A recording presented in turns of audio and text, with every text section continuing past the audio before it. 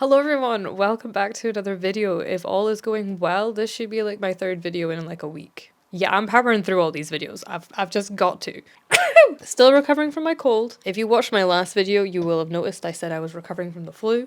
Still almost recovered, but you know, takes time. But I'm also in major massive catch-up mode, so I'm just tying off all the loose ends from last year, because now I can say last year.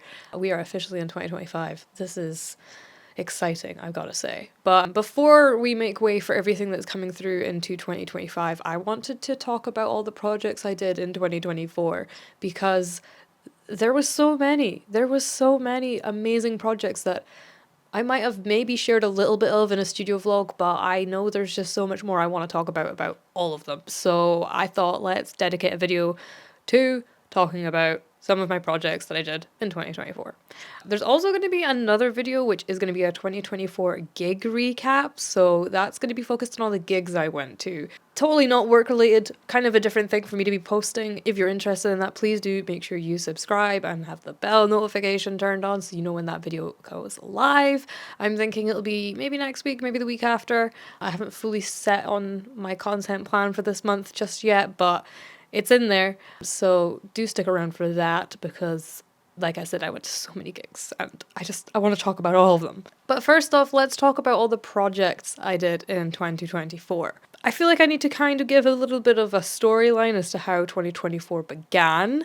2024 actually started off with me working at a company who shall not be named as a full-time content creator.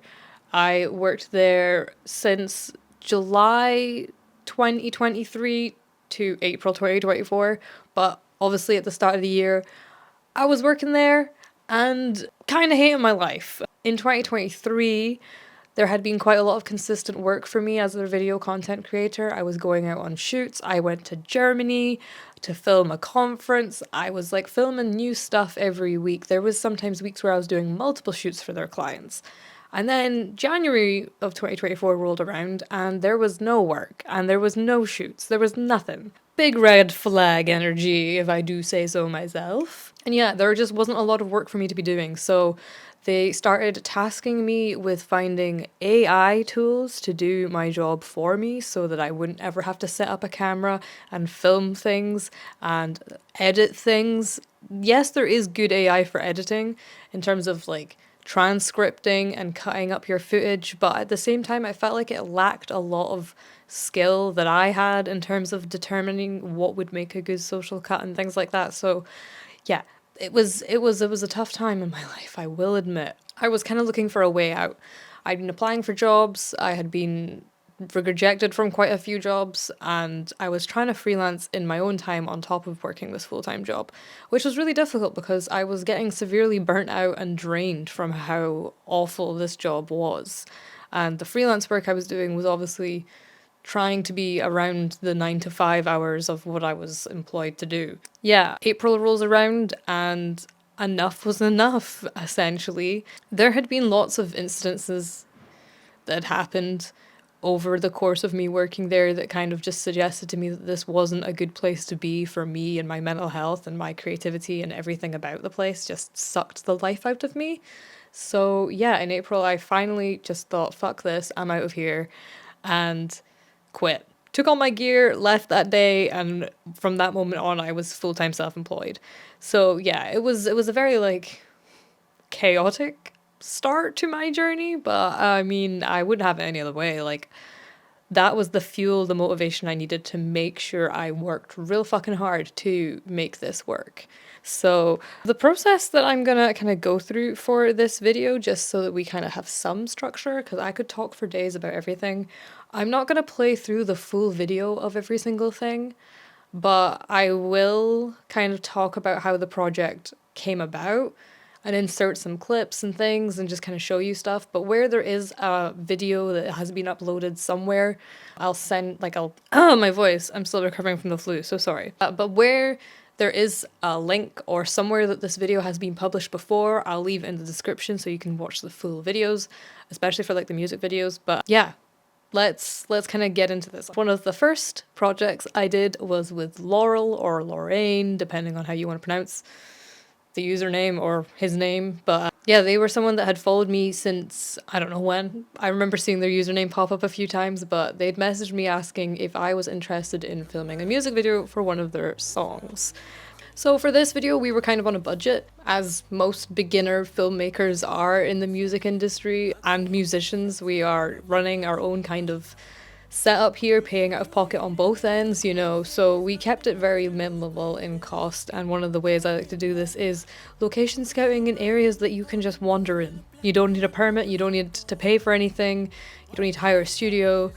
Doing kind of locations like this in abandoned places is like the best way to go about this. And from the visuals that Laurel had sent over to me, I kind of knew this fit the vibe of what we were going for. At the start of the music video process, I like to get an idea of what the artist is wanting to achieve and maybe what visuals they're inspired by. So Laurel had sent over a couple of music video references, and I kind of just pieced together a little bit of an animatic based off of these two videos of shots we could get that matched up to the vibe of the song that we were doing the music video for. So I would have the song, the track, Beautiful Mind, the name of the song, in the timeline, and then using the reference videos that we have, piece together a somewhat edit that could make up a little bit of a storyboard we can kind of bounce off of.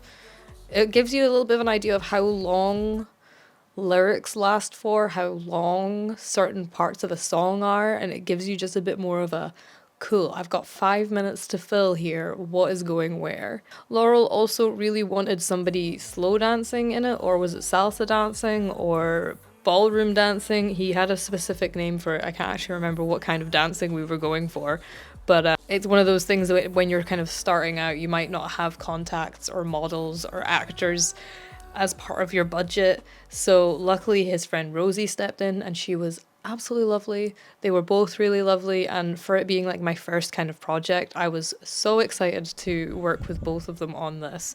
And I was going hard back then, you know, like I had the GoPro on my chest, filming behind the scenes and stuff, and I was like directing what I wanted them to do and kind of talking them through it and coaching them through it. I feel like that's a really important skill that I'm learning, is trying to communicate to people what I want them to do and how I want it to be kind of portrayed through the camera. It's difficult trying to figure everything out, but that's how we figure things out, by doing them. So yeah, I really like valued, I would say, the kind of like experience of doing this shoot and figuring out like how many takes I was doing and how many things I'd done. My kind of process with a music video is making sure I get loads of takes of us just going through the song in different setups. So in the first location we went to, there was kind of 3 setups, maybe 4 within that we used. One was sitting through into this other room which had like a white background, almost kind of like stalls. I don't know if it was a stable or something, I don't know what it was, but something that Laurel could sit on and play his guitar. So we filmed some shots in there. And then in the other room is where we filmed most of the setups.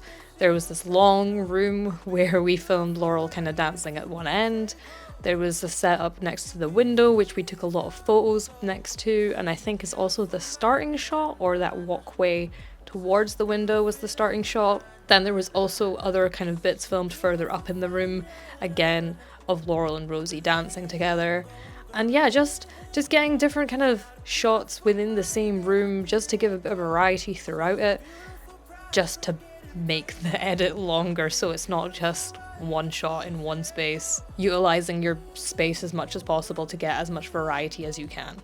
And then we went to our second location, which was in this kind of abandoned church, kirk, building thing in a graveyard. Again, a nice cool kind of setup. I liked the shapes, I liked the leading lines. It was really only suitable for one sort of angle, which was, you know, straight down the middle and pointing at the person in the middle of the frame, because again, everything I'm filming needs to be social friendly. So I like to try and keep things middle framed as much as possible, or with enough room that when I crop in, it's not gonna be an awkward crop for a vertical format. And yeah, this was just such a fun project, filmed back in May of 2024, and it was just so sunny and so warm, and Aberdeen was just so nice. And I just have such fond, wholesome memories of that shoot. It really was so special to me. Yeah, the first one. I mean, not my first music video, but the first one of that year as a freelancer as well was just really, really lovely experience. The next project I want to talk about is with Newshapes, another band that I've worked with a fair few times, mostly just filming their live shows and doing gig coverage. But this was my first time doing a music video with them, and it was very exciting. So this was for a new song of theirs, and I again went through the similar process as what I did with Laurels in terms of speaking with Ian, having meetings, and just kind of discussing what it is he wants to achieve with this video and what was the aesthetic he was going for. He again sent me 2 references of videos that he liked the looks of and the vibes for. Absolute dream combination. Hold an Absence, Circles, and Sleep Token. Forgot which one it was. Mine? Forgot. Fall for You. Fall for Me. Fall for Me. It was Fall for Me. I followed that same process and I built up this animatic using the 2 videos that Ian had sent over. Again, just trying to figure out what shots we were going to be using when and how long they were going to last for. Because for this one required a lot more planning as we were intending to fly the drone for this one. Oh boy. Drone flying is something that back in May, I hadn't done a mad amount of. I had done it a fair few times, maybe more than 5, less than 10 times. Since May, I have flown it a lot more, but again, back then, I had only just been out of my job for a month and trying to find the time to do all the things, you know. But for this one, I did do a lot of location scouting because I wanted to find the perfect beach for us to do this shoot. It needed to be wide enough and sandy enough that in the wide shots that we wanted to do, there was enough beach. It also needed to be somewhere that wasn't going to be mad busy because, again, I didn't want a lot of people in my footage and we didn't want people seeing us filming a music video on a beach. So I did a lot of location scouting for this one. I think that's actually included in my April, May, June vlog. But yeah, I visited 3 different beaches, maybe 4. And only one of them was really suitable and actually perfect for what we wanted to achieve. And even better still, on the day of, the fog was beautiful. It was perfect. It was exactly what you need for a vibey, extra level, insane music video shoot. The fog was so dense. It's actually called the Har if you're from Scotland and you're talking about sea fog because you're on the beach and the Har is coming in. But yeah, it's dense.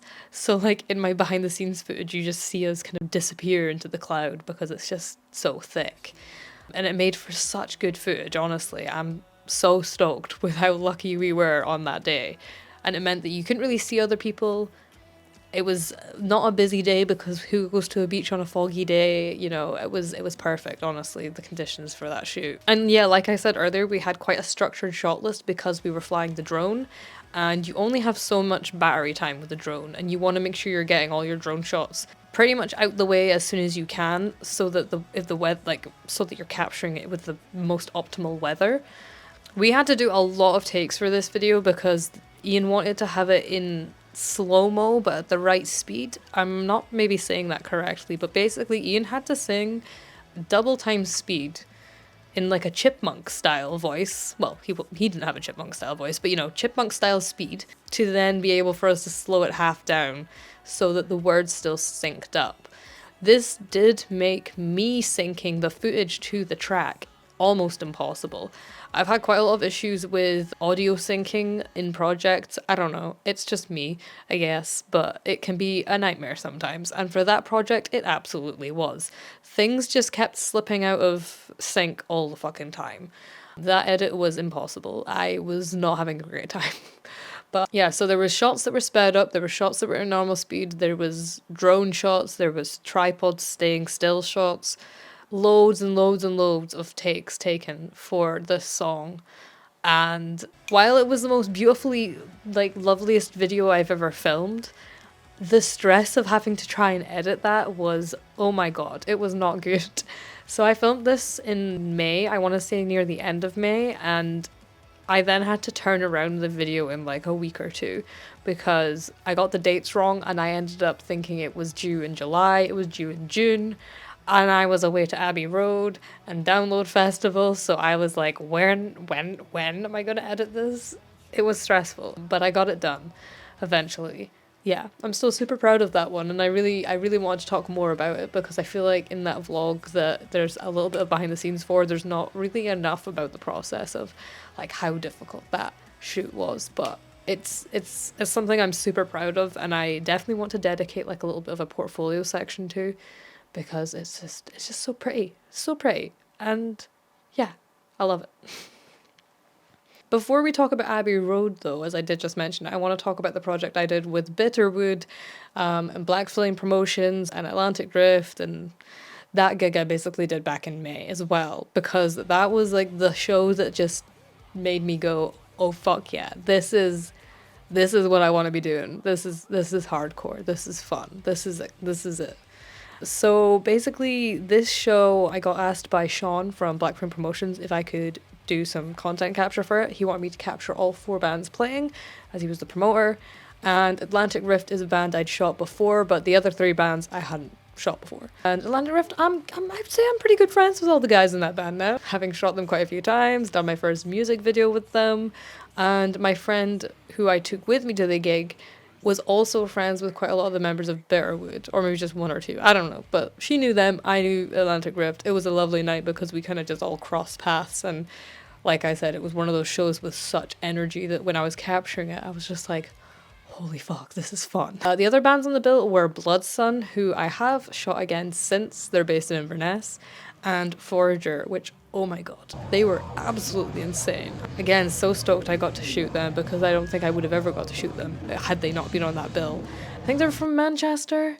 But yeah, they're just a really fucking cool band. I love what they're up to. And their energy just gave me such like good photos and good results. I was just like, yo, if I get to shoot people that, like this is fucking fun. So yeah, I felt like that was the show that really made me go, hell yeah, this is the dream. This is what we want to do. But yeah, let's head back to Abbey Road. So like I said, in June, I got to go film at Abbey Road, which is like any fucking music lover's dream. Abbey Road, come on, man, that's so cool, so iconic.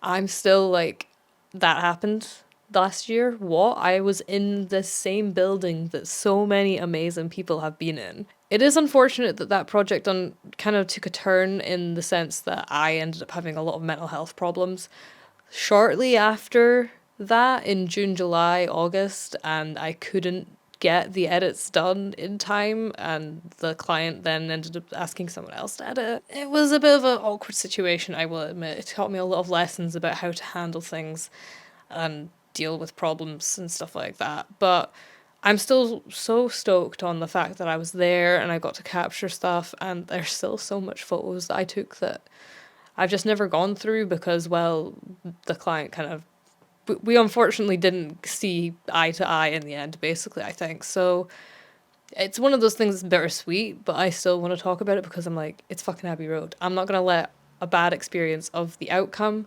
affect the actual experience of me doing it and the achievement of doing it and being there. So yeah, it's just mad. It's just made me really think that not everything that I think is unachievable actually is unachievable. I fucking got to Abbey Road within a couple of months of me freelancing. Imagine what I'm gonna achieve in a couple of years, you know? Like, it's crazy. So I'm very stoked that that project happened, even if it ended the way it did. But you live and you learn. All right. The next project I want to talk about a little bit, but also only a little bit because there is going to be an actual proper video dedicated to this one. But it is the music video I'm doing for Atlantic Rift. This was filmed back in June or July. I'm going to say June, which is mad it's taken me this long to get it done. But like I said, going through a lot of mental health problems in June, July, August, and then there was more work that had to get done, and things just slip by the wayside, unfortunately. And yeah, but I will be getting that edit done real soon, so do stay tuned because there will be videos coming out on that soon. But I filmed another music video for Atlantic Rift for one of their new songs, which is still to be released. I think they're waiting on my music video and also the final mix, but it's coming soon, so I'm not going to tell you too much about it, but there is going to be so many videos dedicated to it. So do subscribe. Make sure you like the video. Comment saying that you cannot wait for those videos, and I'll talk a lot more about them in due time.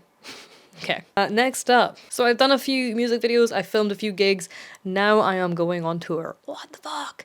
In July, I went on the Northern Invasion tour, again with Black Flame Promotions. Well, was it Black Flame Promotions? I don't know. It was Theur and Marith were doing like a co-headline tour across the Scottish region, the Northern Scotland region, Dundee, Aberdeen and Inverness. So Sean, the guy who I worked with probably the most in the tour, asked me to do full coverage for this event. So again, all 4 bands each night in all 3 cities, places. I don't know what Scotland counts as a city, but I'm gonna call them cities. And yeah, it was the best time. I had a blast, honestly.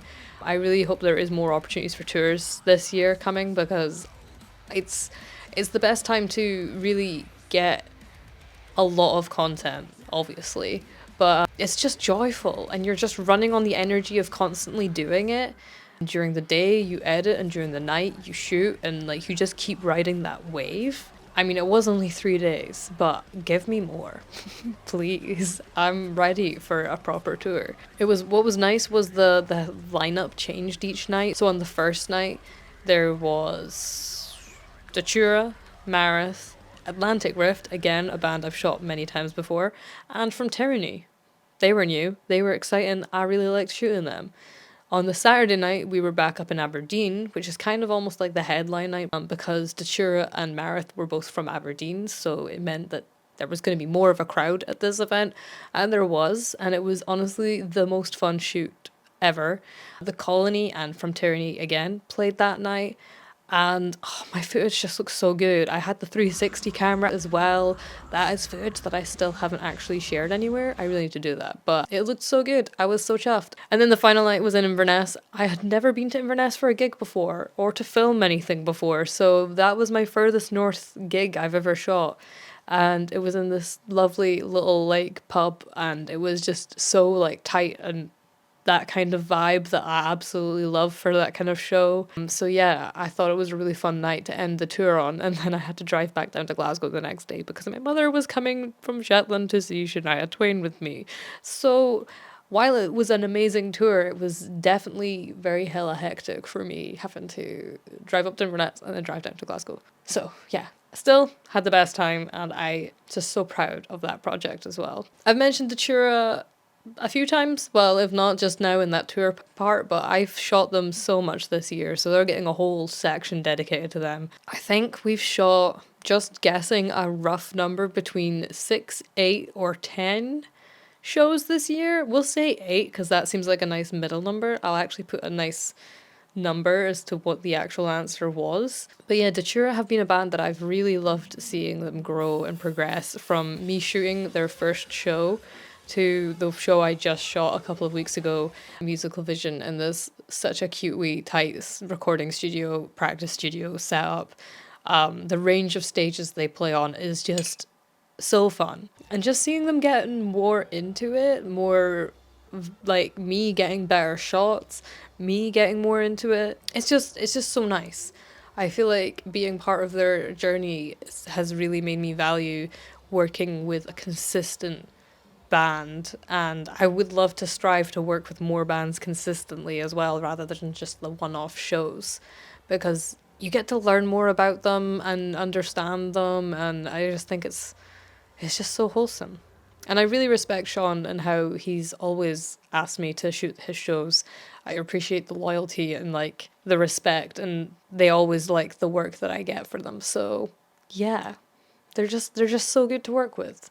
So if they're ever on a lineup, please do go see them, because I'll most likely be there too. Another project I kind of want to give a bit of a shout out to was my first DJ night event. If you watched my September vlog, at the end of it, I'm away to go shoot that show, but I never show any of the footage or talk about it because, well, sadly that kind of contract I had didn't hold up, and I only ended up shooting 2 of the shows when I was kind of told I'd be shooting for like 3 months, but that didn't happen. But the first show I shot for that DJ night was with Holy Priest, and oh madame, that was so much fun. I've never been up in the DJ booth before, and getting those shots, those angles, seeing a full packed club getting those shots and trying to like get the low-key kind of intimate kind of photos that I was looking for.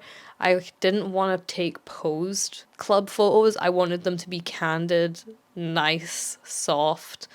None of that like hard, flashy in your face. I wanted this to be seen as like a cool, vibey club night, you know?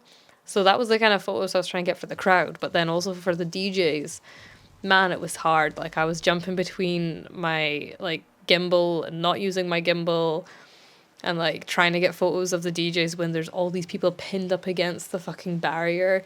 My GoPro got damaged, unfortunately, on that night. It was up in the DJ booth and people kept like hitting the glass or like the perspex, and that was hitting my GoPro lens. So yeah, unfortunately my lens got fucked at that gig, but the footage was really cool. And again, I have a lot of that 360 footage again that I still need to edit. I haven't found the motivation to teach myself how to use the 360 editor. So yeah, I have a lot of videos to come from that, which I will try and post at some point, but who knows when. And throughout the year, obviously, I do a lot of like music related projects, but I do some corporate stuff too as a videographer. And one of the companies I work with the most is Made Brave, who are a creative agency here in Glasgow. And they're just always a joy to work with, honestly.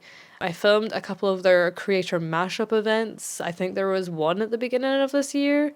If not, I was just editing at the beginning of this year, but I filmed a few events for them in the past.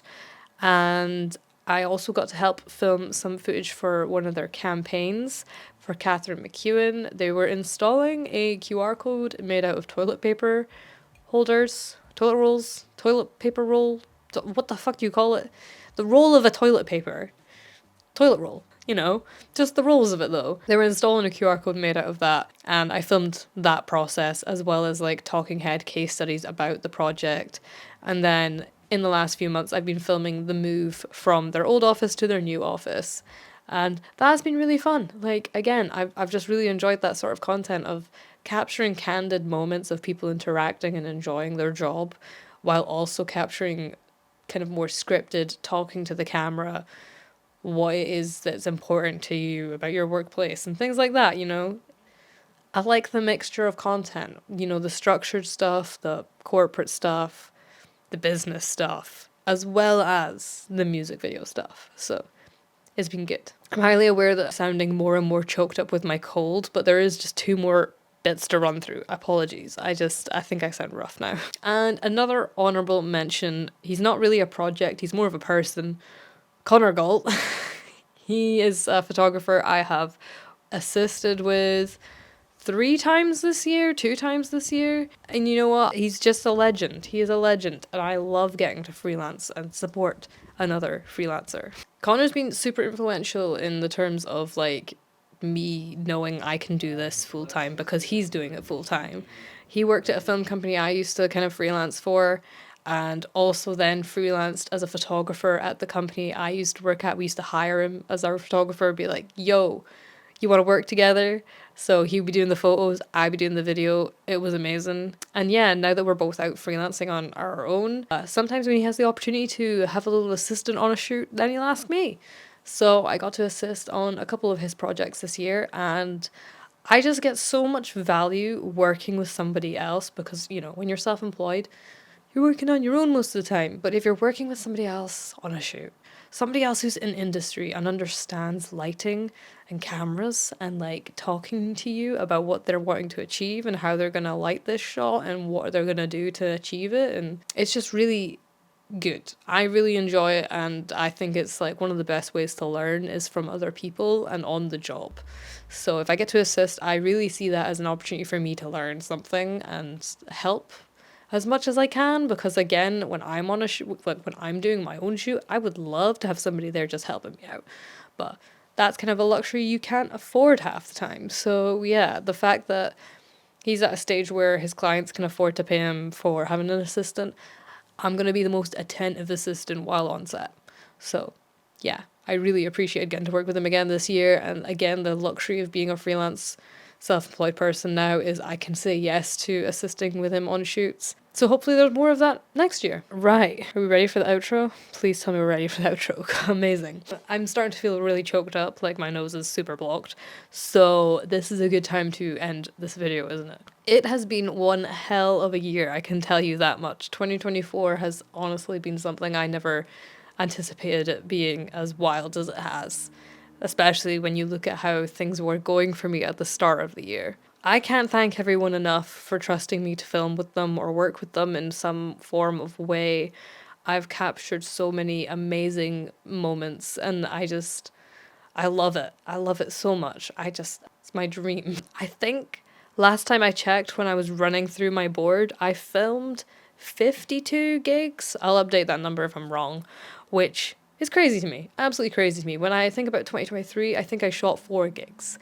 So that number's gone well up. And I appreciate it massively, honestly, I do. I'm gonna be posting more on here on YouTube, obviously, like I said. But I do want to thank you so much for watching this video. Thank you so much for supporting me on my journey through this videography business, for all the projects I did in 2024, if you were a part of them, or if you just appreciated the amount of work that I put into my work. That's amazing, thank you. Like the video if you liked it, subscribe if you have not already.